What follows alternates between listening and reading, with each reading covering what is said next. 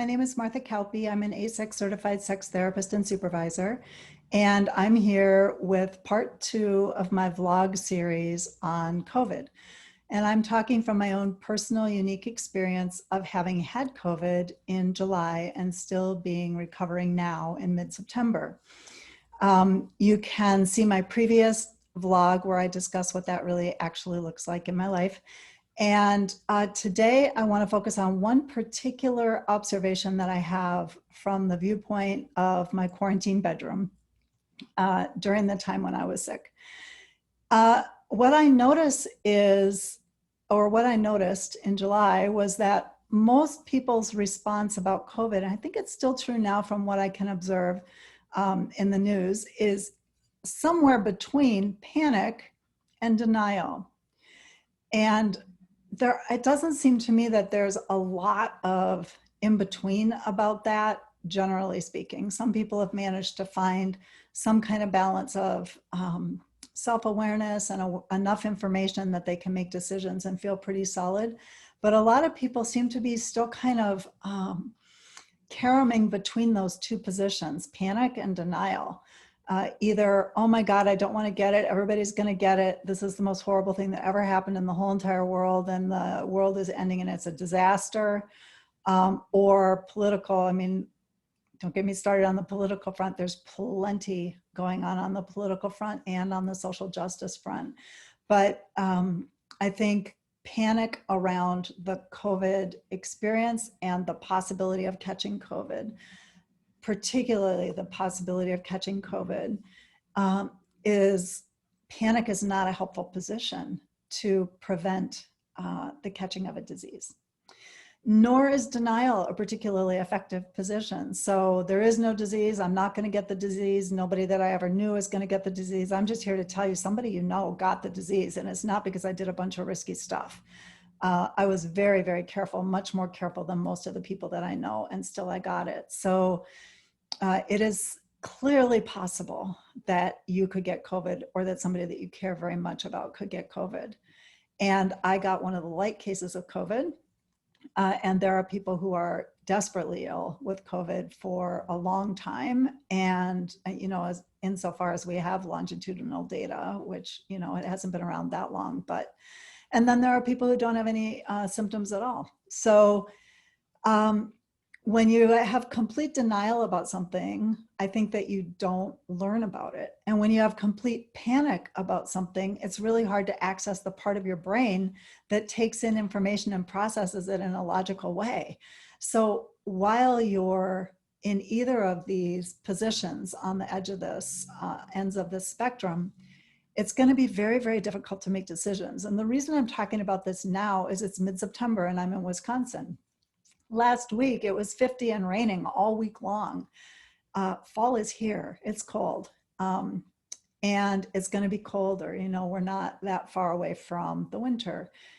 So what that means is every single one of us is going to be making many, many decisions about personal safety, family safety, and also we've been socially distanced and or quarantined from our loved ones for a really long time. And so I think that also we need our critical thinking skills to help us do a cost-benefit analysis for ourselves and also understand enough about disease transmission for what little we know about COVID, which is much more than it was in July and certainly much more than it was in March, so that we can make our own decisions as an individual and our family decisions about what activities we want to do and what activities we don't want to do.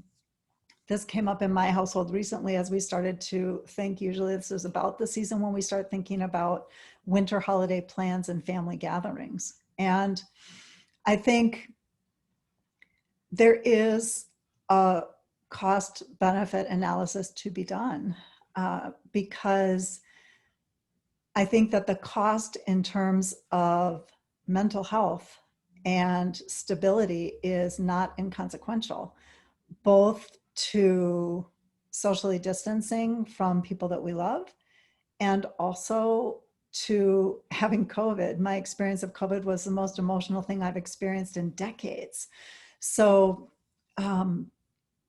I just want to say that if you think that you're going to be making decisions, and I can't imagine who's not going to be making decisions about how to respond to COVID in the next few months as we come into winter, I would like to encourage you to get out of the two extreme positions of panicky anxiety or complete denial, and instead see what you can learn about the actual transmission of the disease. What do we actually know now? We know quite a bit. What are risky things? What are not risky things? Think about how you and your family can problem solve together to best meet everybody's needs. So that is my message for logical, reasoned thought. And I think the thing that underlies logical, reasoned thought is a certain amount of knowledge. But the problem is you can't do your research when you're in a panicky state because you don't have a neocortex to think with. So you really need like the logical faculties part of your brain to be on board and not just the, oh my gosh, save me part. So this brings us back to emotional self-regulation, which I have vlogged about and blogged about plenty.